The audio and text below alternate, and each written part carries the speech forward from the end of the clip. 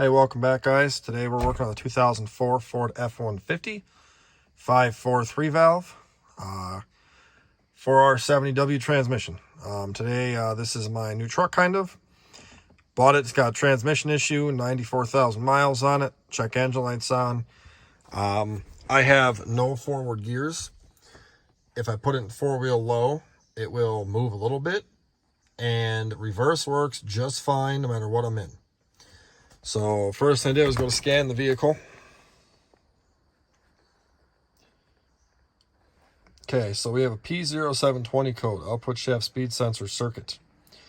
The rest of these codes, ignore because there's no exhaust on here. They're all unhooked and taken off. However, this code right here is because of the P0720. This is only for information. Don't worry about this. Don't go and replace your throttle body.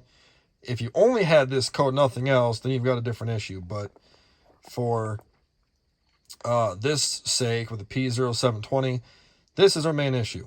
Okay, so here's what I did to kind of diagnose my issue. Now, I already know my transmission is bad because of the fact my fluid's burnt. But here's the thing. That is kind of a generic code saying there's an issue with the speed sensor circuit. So you come out to your truck, you pop your hood. This right here is your ECM. This harness right here runs down alongside your exhaust manifold and right behind the exhaust. Those are very common. If you have an exhaust leak, especially manifold, it'll melt the harness, and it'll melt the wires and throw up that code. Now, I went to ohm out the output shaft speed sensor, and I'm just too fat and too big to get up underneath there with my ohm meter and everything else, and I could not get a good ohm reading off of it. I tried to pull the sensor out to do it on the bench, and I broke the sensor. So naturally, I bought a new sensor for it and put in there. Did not fix the issue. At the time, my transmission fluid was pink, full level in idling in park, up to temp. And so after some wiring diagrams and research here, what I did to figure, well, what you can do to figure this out, again, I know what my issue is, to test and see if the sensor is bad or if the wiring down to it is bad, without having to go underneath the truck, you can back probe these wires, okay? The wires you want to back probe now, they're kind of hard to see. I'm hoping you can see it in the video here. But that blue and yellow wire right there is one of the wires. You got to get a probe in there and back probe that, okay? So you might look and there's a green and yellow, there's a green and yellow one too next to it, or green and white. You can kind of see that blue-yellow wire, blue with a yellow line is one of them. And then a gray with a white stripe is the other one, okay? Those are two that go down to the output shaft speed sensor. I'm using some back probe things from Snap-on.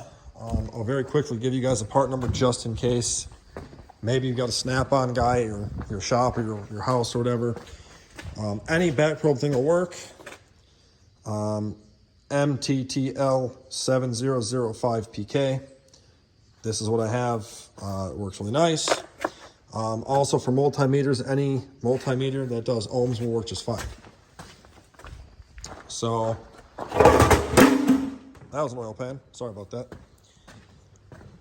So you back probe those two wires, unplug the connector, set your ohm meter here to 2,000 ohms. And then if you have two hands, it's easier than one hand. So excuse the camera angle for right now because it's kind of hard to do with one hand. But you want to probe these two wires together with the sensor plugged in down below and this connector unplugged. And we have 480, 479 ohms, or 478. Now spec is 400 to 700 according to the shop manual. So obviously we're within spec. So if you had like 300 ohms or it said OL for auto limits or just a 1, you have a bad sensor or a bad wire. If that is your case, and you in fact have not 400 to 700 ohms, now you got to start tracing and see if your connector is bad, see if the wire harness is bad, see if you got a broken wire, the sensor could be bad. So you have to check your circuit. Now mine, it's obviously good. Now it is very possible for the P07 to be bad, but it's very uncommon for that to be the cause of this particular code.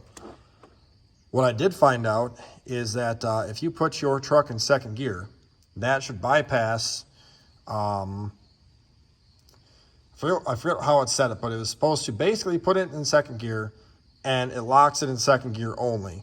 And if your truck drives in second gear fine, but not in first or drive, it's an electrical connection issue of some kind. If it still slips really bad and doesn't want to move, it is a mechanical issue. And like mine, it has reverse, which is fine, but has no forward gears at all. And so I had ended up finding out that the old owner had actually changed the transmission fluid.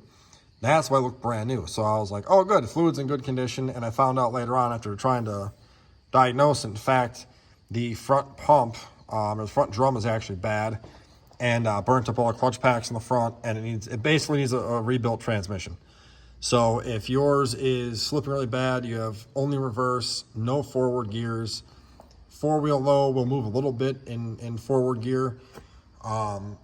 Most likely your front drum for forward gears is bad. So this needs a transmission, so I'll be doing that probably next weekend. But just wanted to make a video to help somebody else out if help fix your issue. And also, before anything else, if your transmission is slipping, check your fluid level. It should be hot idling in park. And make sure you use the right fluid, Mercon 5. So, all right, guys, that's it for now. Thanks for watching, and we'll talk to you later.